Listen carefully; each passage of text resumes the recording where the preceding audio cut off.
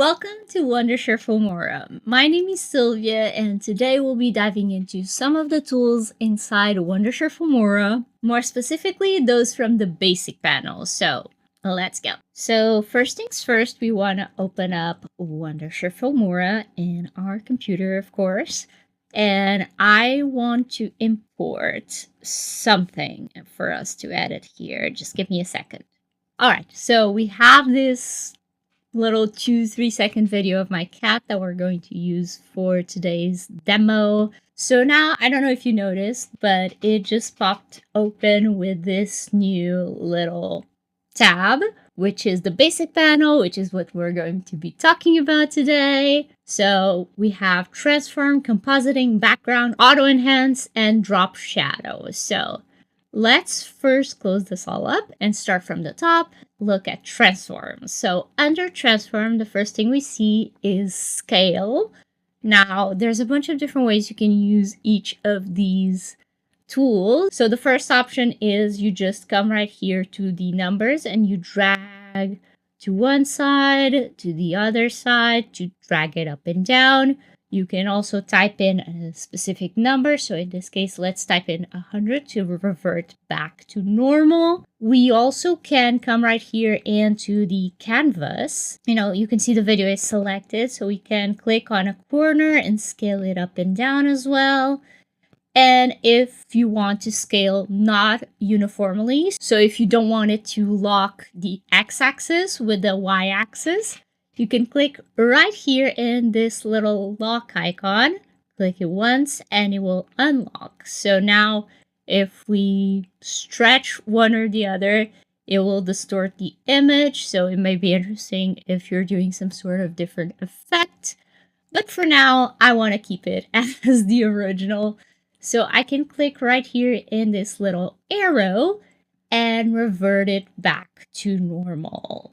Now, you can see from what I just did, she's down in one corner.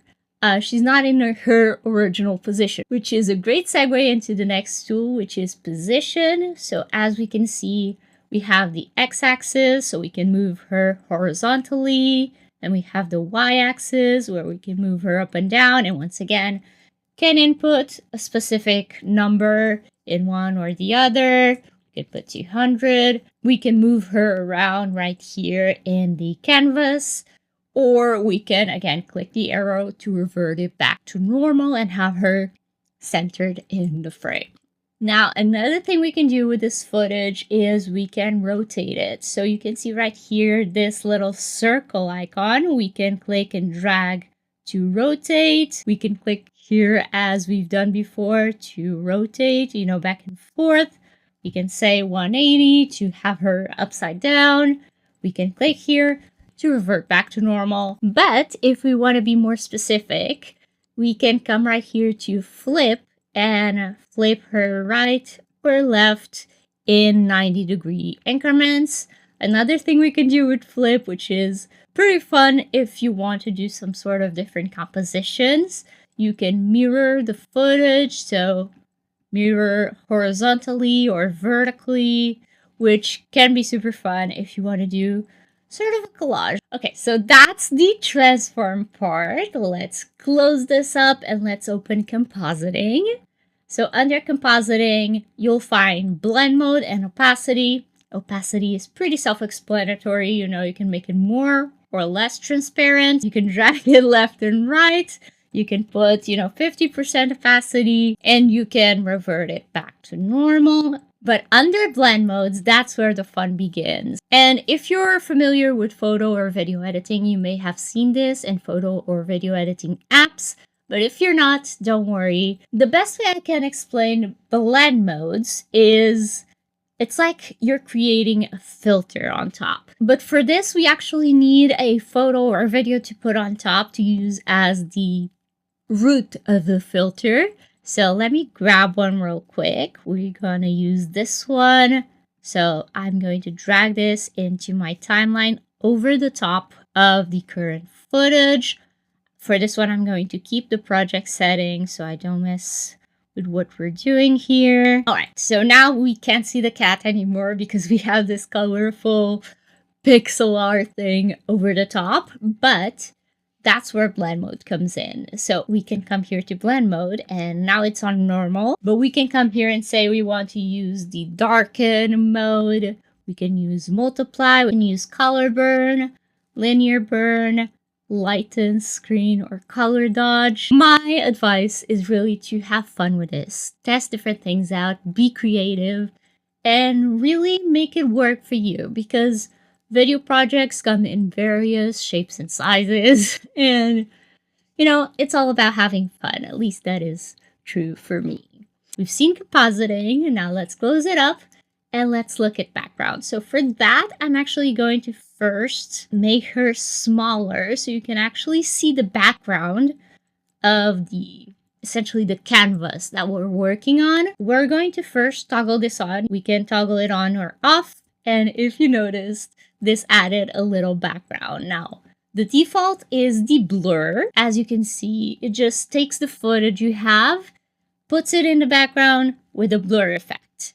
You can change the blur style to direction, which adds some sort of movement to it. You can do grainy, color, or radial, and you can also choose the level of blur that you want, or you can use the slider here, put a number, whatever you please. Again, feel free to play around with this in your own time. And this, to be honest, I find really, really useful if you have a YouTube video that you're looking to put on TikTok. So that's blur.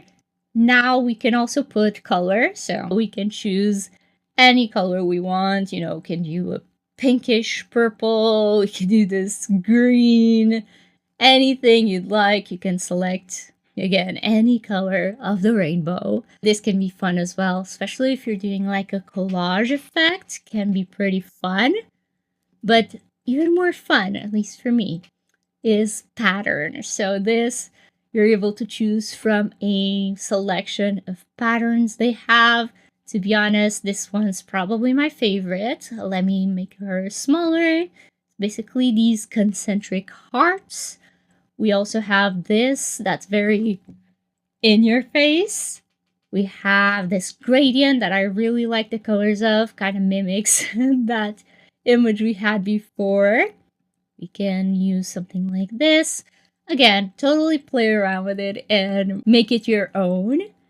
But let's move on to auto enhance. Now, again, we can toggle it on. And if you noticed, I will go back and show you again. It enhances the footage. In this case, it made it more contrasting, up the sharpness of the image. And you can also, completely tweak how little or not so little you want to enhance your footage. I typically quite like this because I like high contrast stuff, but let's keep it at 50% just to be in the middle. And last but not least, we have drop shadow. Now, for this, you can probably guess where we're going, but let me put her a little smaller here in the center again, so I can showcase it even better. So under drop shadow, let's toggle it on, and you can see the default is this drop shadow. You can change anything. You can customize everything. You can change the angle here. You can change the color. Let's make it a reddish drop shadow. We can change the distance, the level of blurriness. We can change the opacity, all that good stuff. And again, you can select a number. We can use the soft type, which is a little bit more, soft, as the name says. We can use the tiled one, or we can use projection, which is a bit of a sharper shadow. And yeah, again, everything's super customizable. You can play around with it, see what fits your project the best. That being said, thank you so much for watching this video. Happy editing!